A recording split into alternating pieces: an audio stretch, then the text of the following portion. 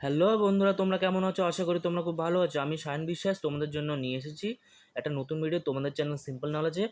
তো এবার থেকে আমি আরআরবি গ্রুপ ডি 2025 সালে 101টা যে শিফট হয়েছে তার সায়েন্সের Bengali version question shift wise আমি প্রতিদিন একটা করে নিয়ে আসবো। তো অবশ্যই তোমরা দেখো, ফ্রিতে একদম তোমরা দেখতে পারবে। আমি আগে বলেছিলাম অনলাইনে একটা ব্যাচ শুরু করব, তো কিছু সমস্যার জন্য আমি শুরু করতে পারছি না।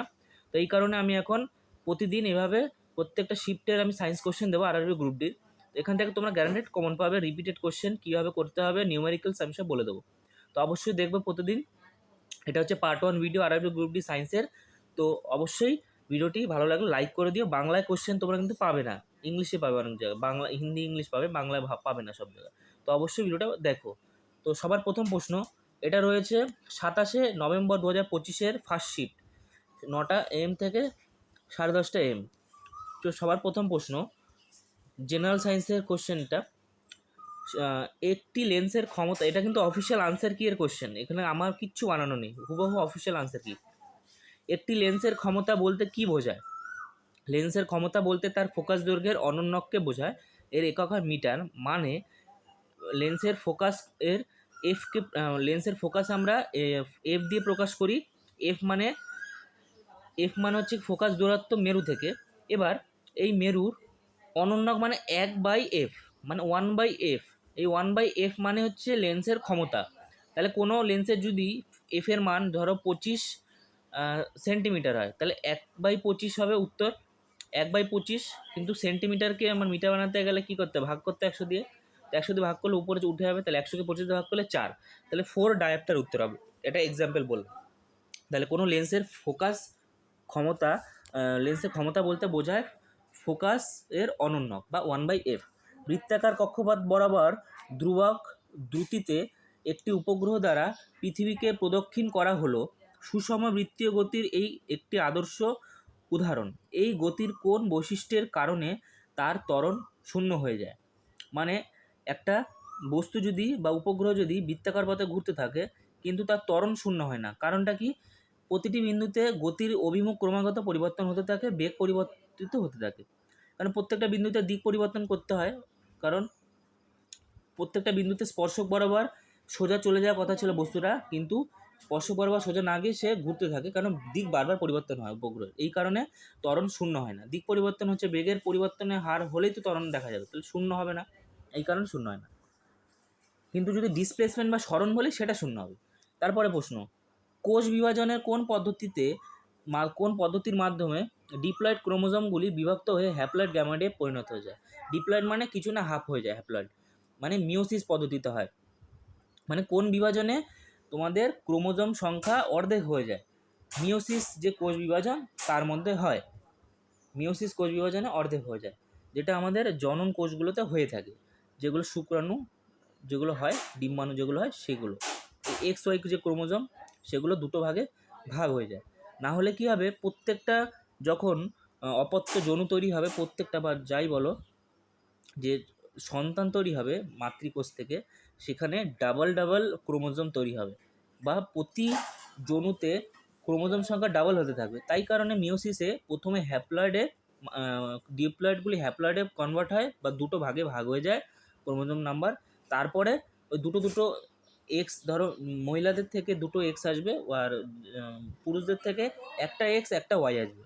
তাহলে অর্ধেক অর্ধেক 23টা হয়ে গেলে মহিলার থেকে একটা ক্রোমোজোম, পুরুষদের থেকে একটা ক্রোমোজোম, তো দুটো মিলে 46টা ক্রোমোজোম। এই কারণে কনস্ট্যান্ট থাকতে পারে। তাই প্রথমে কোষগুলো মধ্যে থাকা ক্রোমোজোমগুলোকে অর্ধেক হয়ে হ্যাপ্লয়েড হতে হয়, তারপরে গিয়ে আবার ডিপ্লয়েডে পরিণত হয়। এই কারণে মিওসিস পদ্ধতিতে কোষ বিভাজন যেটা হয় সেটা রাজ বিভাজনও বলা হয়ে থাকে।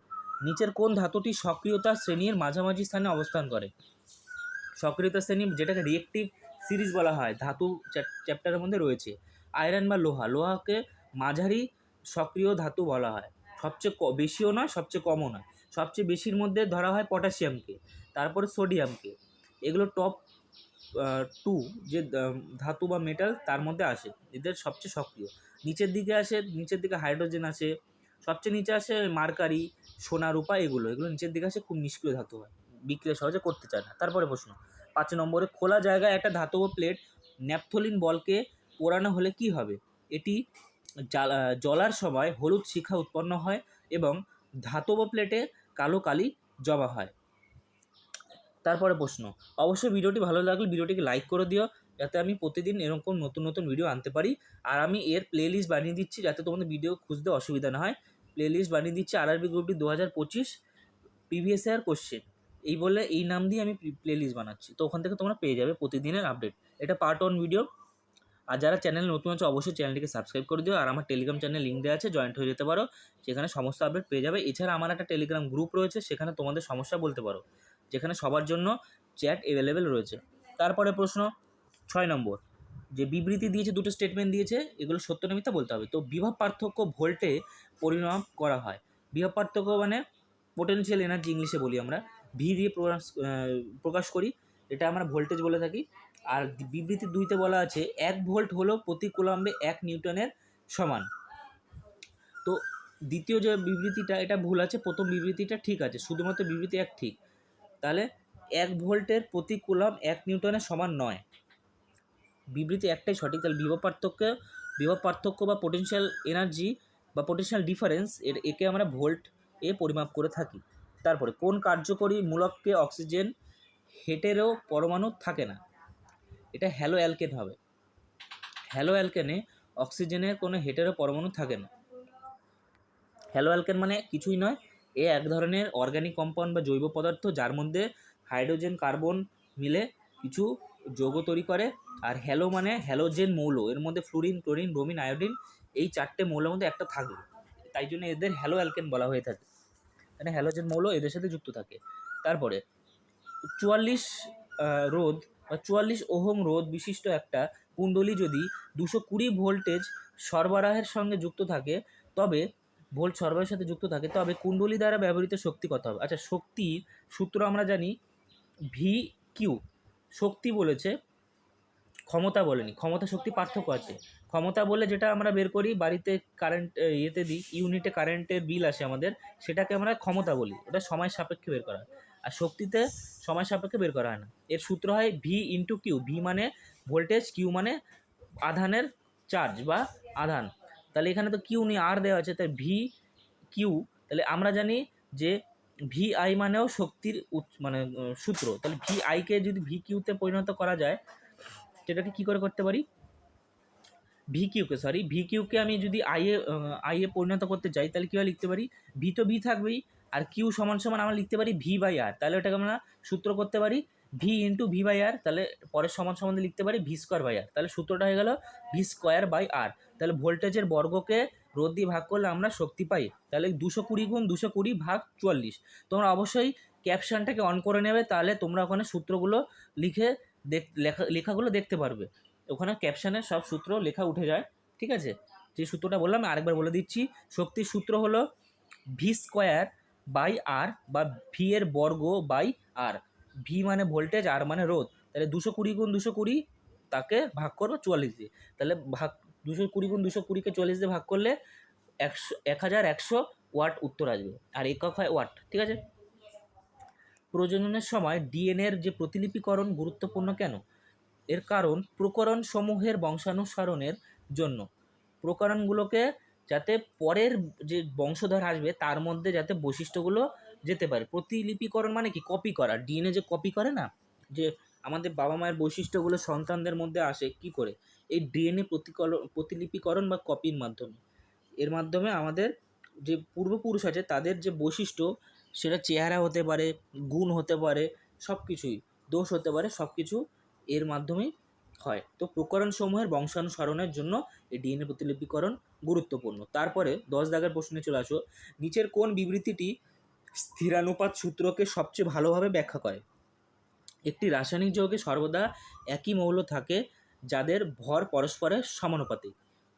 তারপর 11 নম্বর প্রশ্ন, নিচের বিকল্পে উল্লেখিত কোনটি দ্বারা দ্রবণের গাঢ়ত্বকে প্রকাশ করা হয় না বলেছে? তো দ্রাবের আয়তন ও দ্রবণের ভরের অনুপাতে শতাংশ হারে গাঢ়ত্বের প্রকাশ করা হয় না। তো এটা হয় না, তাহলে হয় কোনটা দিয়ে গাঢ়ত্বের প্রকাশ কোনো দ্রবণের? তো বি, সি, ডি এগুলো উত্তর হবে। একবার বলে দিই, দ্রাব্যের আয়তন ও দ্রবণের আয়তনের অনুপাতে শতাংশ হারে গাঢ়ত্বের প্রকাশ করা হয় অথবা দ্রাবের ভর ও দ্রবণের ভরের অনুপাতের শতাংশ দ্বারা গাঢ়ত্বের প্রকাশ করা হয়ে থাকে, অথবা দ্রাবের ভর ও দ্রবণের আয়তন অনুপাতের শতাংশ হারে গাঢ়ত্বের প্রকাশ করা হয়ে থাকে। তারপরে 12 নম্বর প্রশ্ন, নিম্নোক্ত কোন বিবৃতিটি সঠিক? তো ডি নম্বরে বলা আছে বলের অভিমুখের ওপর নির্ভর করে কৃতকার্য ধনাত্মক বা ঋণাত্মক হতে পারে। তো কৃতকার্য বা যেটাকে ওয়ার্ক ডান ইংলিশে বলি আমরা, সেটা ধনাত্মক ঋণাত্মক হতে পারে, কারণ এর একটা নির্দিষ্ট দিক আছে, কারণ এটা ভেক্টর রাশি। কারণ কৃতকার্য সমান সমান আমরা জানি যে বল ইন্টু সরণ, আর সরণ মানে সরণ তো একটা স্কেলার রাশি যার নির্দিষ্ট কোনো অভিমুখ নাও হতে পারে, কিন্তু ফোর্স যেটাকে আমরা বলি, ফোর্সের একটা নির্দিষ্ট অভিমুখ রয়েছে, বলের একটা নির্দিষ্ট দিক রয়েছে। কপার সালফেটের জলীয় দ্রবণের দস্তার বা যেটা ইংলিশে আমরা জিঙ্ক বলি, একটি দণ্ডকে স্থাপন করা হলে কি হবে বা কি ঘটে? কপার সালফেট দ্রবণ নীল রং স্লান হয়ে যায়। তারপরে স্লান হয়ে যায় মানে হচ্ছে কি ফ্যাকাশে হয়ে যায় আর কি, ব্যাপারটা হচ্ছে এটা। তারপরে 14 দাগের প্রশ্ন, হাঁপানি রোগ যেটা ইংলিশে আমরা অ্যাজমা বলি, ভুল করে অনেকে অ্যাস্থমা বলে ফেলে, অ্যাজমা বলা হয় উচ্চারণটা। হাঁপানি রোগ অ্যাজমা মূলত শ্বসন যন্ত্রের কোন অংশকে প্রভাবিত করে? এরা ক্রমশাখা, ইংলিশে বলা হয় ব্রঙ্কাই অ্যান্ড বা এবং উপক্রমশাখা বা বলা হয় ব্রঙ্কিয়লস, মানে কিছুই নয়, ফুসফুসে যে ছোট ছোট নালীগুলো থাকে, পাইপ টাইপের স্ট্রাকচার হয়, ক্ষুদ্র ক্ষুদ্র নালীগুলোকেই আমরা এই ব্রঙ্কাই আর ব্রঙ্কিয়ল এগুলো বলে থাকি। ওই নালীগুলোর একদম মাথার মধ্যে বেলুনের মতো অংশ থাকে, যেগুলোকে অ্যালভিওলাই বলি, ফুলে ওঠে শ্বাস নিলে, আবার চিমে যায় বা সংকুচিত হয়ে যায় যখন আমরা শ্বাস ছেড়ে দিই। সাবান দ্বারা পরিষ্কার করার ক্ষেত্রে মিশেলের প্রধান ভূমিকা কী? খাবার থেকে তেল এবং ময়লার আকর্ষণকে অপসারণ করে। মিশেল কিছু না, একটা কম্পাউন্ড, কেমিক্যাল কম্পাউন্ড বা রাসায়নিক পদার্থ, যারা কেমিস্ট্রি পড়েছো 11-12 তারা জানে, ক্লাস 10-এও রয়েছে কিন্তু সেভাবে অনেকে খেয়াল থাকে না, 11-12 ডিটেলে যারা পড়েছে তারা জানে। তো মিশেল এক ধরনের কম্পাউন্ড, সাবান পরিষ্কার করার সময় এটা তৈরি হয়, মানে ডিটারজেন্ট বা সাবানে থাকে, এরা এই মিশেল যে অংশটা হয় কেমিক্যালটা, সেটা এটা এর গঠনটা এমন হয় যে কাপড়ের থেকে তেলগুলোকে বের করে ফেলে, ময়লাগুলোকে আকর্ষণ করে টেনে ফেলে। কালচার ফিশারি বলতে কী বোঝা হয়? Fishery culture, actually culture fishery ভুল করে লেখা হয়ে গেছে। ফিশারি কালচার বলতে কী বোঝায়? ফিশারি মানে মাছ, কালচার মানে চাষ, তাহলে মাছ চাষ করাকে ফিশারি কালচার বলা হয়। পিসি কালচার বলে, কিন্তু মাছ চাষকে ফিশারি কালচার বলা হয়ে থাকে,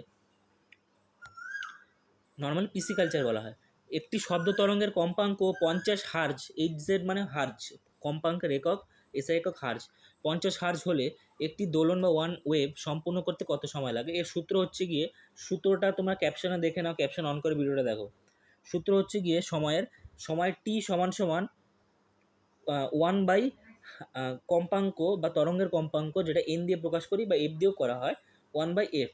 তাহলে সময় সমান সমান বা টি সমান সমান 1/f বা ফ্রিকোয়েন্সি যেটা বলো, যেখানে দেওয়া আছে 50, তাহলে 1/50 হার্জ।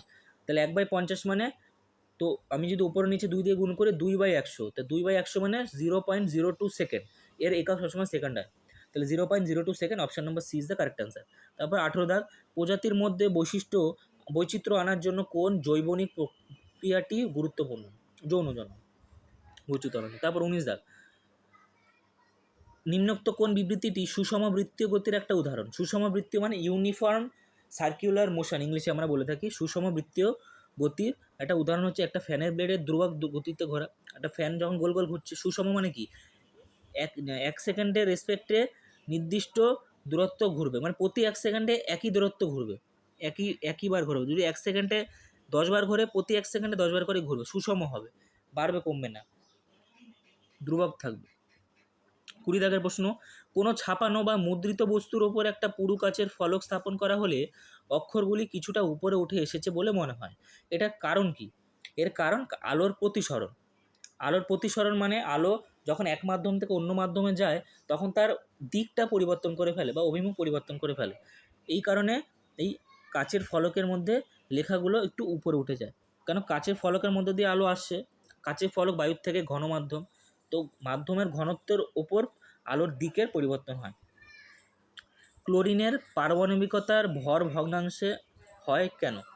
আইসোটোপের উপস্থিতির কারণে ভর ভগ্নাংশে হয়, মানে ভরের অনুপাতে হয়। আইসোটোপের উপস্থিতির কারণে ক্লোরিনের পরমাণু ভর ভগ্নাংশে হয়।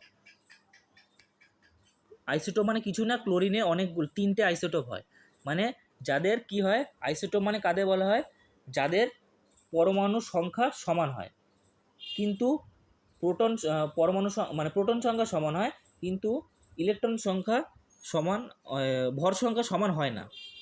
প্রোটন সংখ্যা সমান হয় কিন্তু ভর সংখ্যা সমান হয় না, সেই সব পরমাণুগুলোদের একসাথে আইসোটোপ বলা হয়। তো ক্লোরিনের 3টে আইসোটোপ হয়, তো এর অ্যাভারেজ একটা গড় বের করা হয় যার ওজন ভগ্নাংশ হয় 35.something একটা হয় এই কারণে।